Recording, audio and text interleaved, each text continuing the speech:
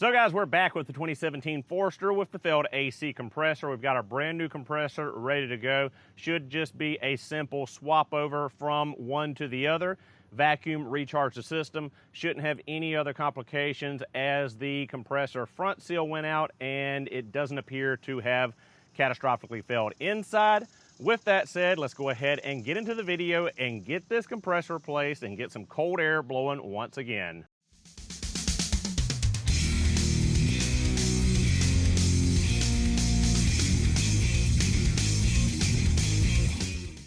So guys, starting off, go ahead and get the belt guard out of the way. 10 mil headed bolt there. Push pin there.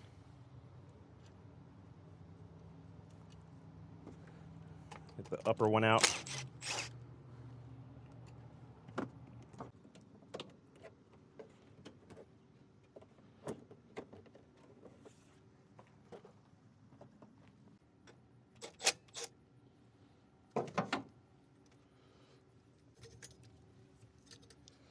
Swing that out of the way.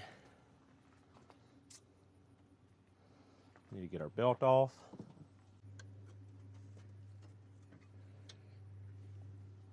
Just like so. System has already been evacuated, so we don't have to worry about that. Take our electrical pigtail loose at the compressor. We need to get that out of the way. Take our tins off here, get the two lines out of the way. And there's 1, 2, 3, 4, if I recall correctly, 14 millimeter headed bolts.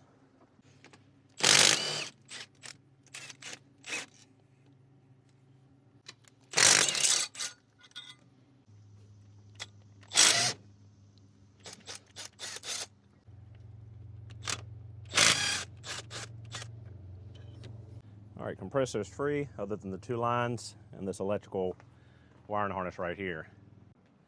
Now, since it is humid out here, as it is going to be for, I don't know, the next 4 or 5 months in South Carolina, we're going to cap these lines as soon as we get them off of here to keep the moisture down while we're doing the compressor before we can put the system back together and start it under a vacuum to boil that out of there.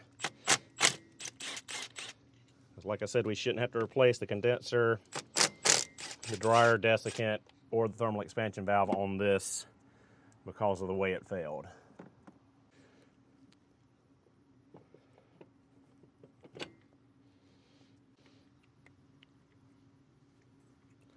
very careful with these lines. We don't want to move them too much as they can, as we know on the suction line, develop some leakage issues from flexing it too much.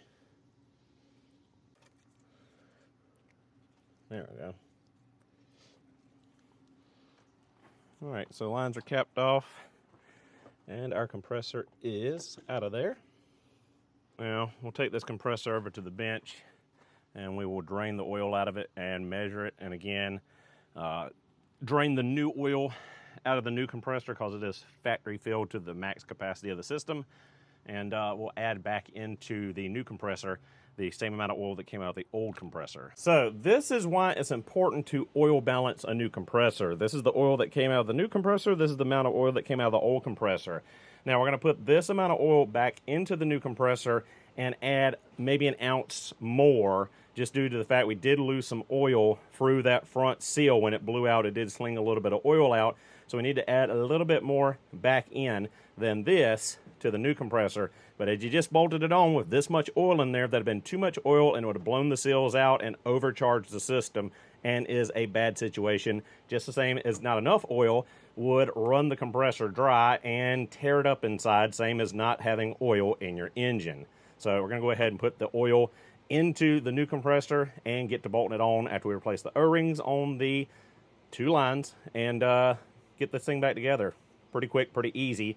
And looking at the oil that came out, there is no black in it, there's no glitter, there's no metal flake, so the compressor did not fail. There's no need to flush the system, no need to replace the thermal expansion valve or anything like that, because no metal shrapnel debris went through the system. Just that front pump seal, or just that front snout seal on the compressor went out. All right guys, ready to install the new compressor. Pretty quick, simple, easy. Just a reverse of the removal of the old one.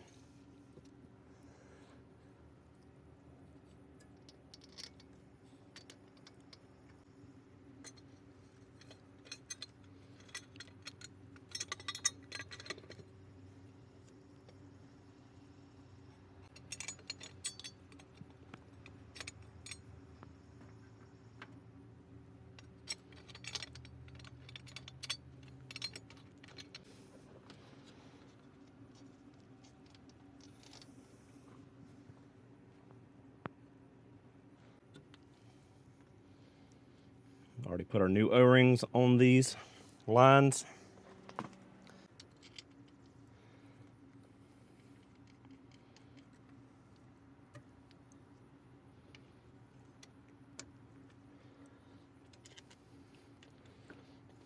And once we get this tightened up, we'll go ahead and start our vacuum to get that moisture boiled out of there.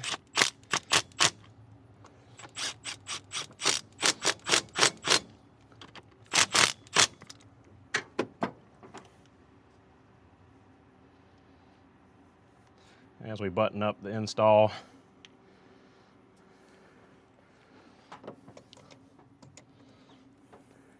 and finish bolting this thing back in place.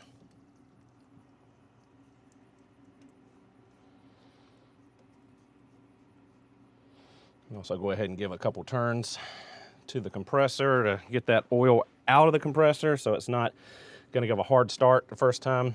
Get some of that oil pushed out and into the lines.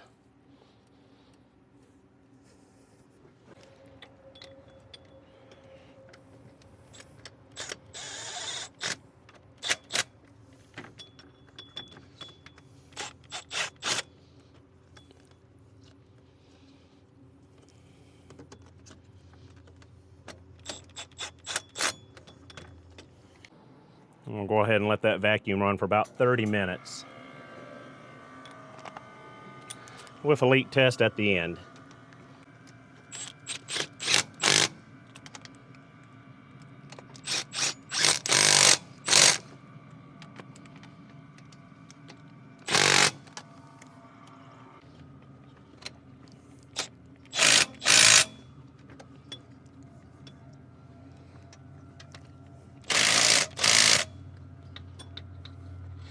Compressor's all bolted down. We got our vacuum going.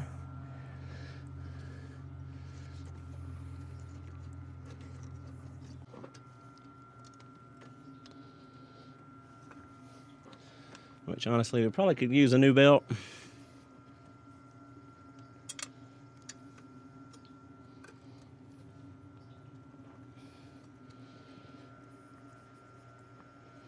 But not horrible.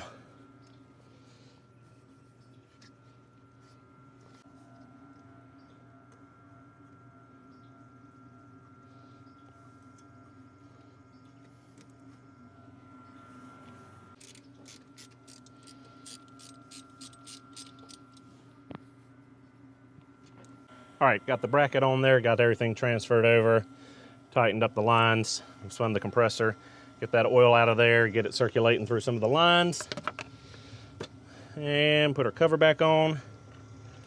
And we got about 15 minutes left on our vacuum time. Once that's done, we'll come back and let it sit, do a leak test, passes the leak test, shoot our charge in there, and we're good to roll. While we're sitting here waiting on the AC to complete, I do need to do a brake inspection, and there was an issue with the Starlink system radio, but I can't find the issue, I can't replicate it, and likely it needs a software update. I swear I can't stand it. Pet Boys normally services their vehicles. Can you guys tell me what you see wrong in this general vicinity? Notice it right away. I'll give you a better hint. Almost completely hanging off. Almost an air leak between the mass air sensor and the intake. Almost some lean codes. And this isn't the first time that she's had this issue before. If you remember back, way back, 2-3 years ago, she had an issue with her Legacy GT after getting upsold an engine air filter at a Take 5 oil change. They didn't put the connector back, and it kept stalling the car out, and they said, tough luck, we didn't do anything to it, and kind of left her stranded in the parking lot, not knowing what to do. I swear this industry is in trouble. It's in big trouble, and it's been headed towards the wrong direction for a long time, and how we fix it, I don't know. But I'm going to go ahead and tighten this up and look around the car more, see if that's loose. We see a broken clip there missing. Let me see what else has been messed up on this girl's car. And yeah, that clamp there was loose.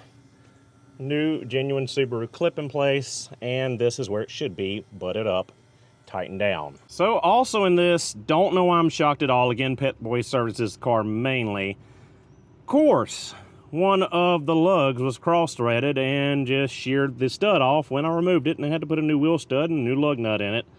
Just par for the course. I don't think any newer Subaru I've gotten into me that has been operated on or worked on by one of these Quick Lube, Jiffy Lube, Pep Boys, Firestone, Goodyear, Tire Place, whatever, or even the Quick Lube, Express Lube at the dealership.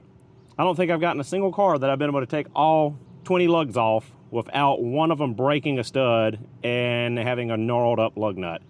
Again, just showing the state of people not giving a crap and running these lugs in with an impact, cross-threaded or not. So new stud on, check the brakes, brakes are good. Lots of meat left on those brake pads, no concerns there. The backs are just about as good. So we have finished our leak test and it is holding rock steady, perfect vacuum. So we're getting ready to recharge it as soon as we get this wheel and tire back on. All right, so we're ready to charge. There is 0.4 kilogram, 14.1 ounces, or 0.881 pound.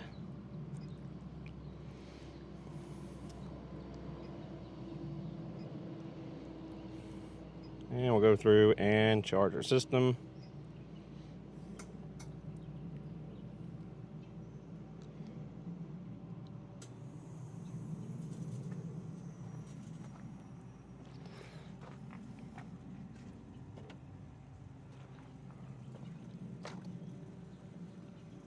Go ahead and get our thermometer ready to stick in our vent, get our vent temp.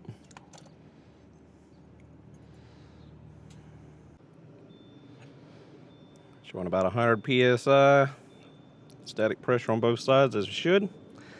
All right, we'll disconnect our high side. Start the car, AC to max. Let it finish equalizing our hoses. Should be good to go. Good sign, no weird noises from the compressor. Let that equalize, sit in the car, check our vent temps, go for a test drive, and we're all done. And we're pulling on down from 60 to 50, under 50 now, headed to 40 degrees. It is feeling really nice in here because it's like 90 degrees outside right now in South Carolina and the humidity is through the roof. Down to 45 degree vent temp. I think we're gonna pull on down to 40, maybe a little bit below. But looks like this is a fix as we reach 40 degree vent temp and probably a little below. So guys, there you have it. AC compressor replacement on newer Forester, 2014 to I think 2018 or 19 model year this will cover, for the very prevalent, very common Valeo,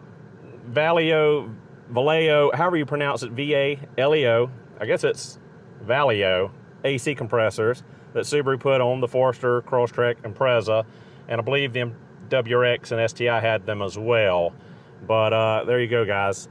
Quick, easy to replace, especially when all you had was a seal blowout on the compressor and didn't have to flush the system or worry about contaminants, the dryer, the thermal expansion valve, flushing all your lines, any of that stuff. This was relatively easy to do. I think this compressor was about $200. It's an A premium, which I'd heard from other guys on the Subaru factory technician Facebook page that they were using aftermarket A premiums, and I believe whatever brand Napa's selling now, and that they were having good results out of them. So it saved the customer about $1,000 on the part alone, because this compressor I think is $1,280 from Subaru. So for about $250 or so, a lot better to have that cool air, and we'll just see how long it lasts. If they get a year out of it, I think it'd be worth it, but we'll see. All right, guys, and that'll do it for the video on the AC compressor replacement. Thank you guys so much for watching. Hope you enjoyed. Don't forget to like, comment, and subscribe for future Subaru and tool videos. I'll see you guys in the next one.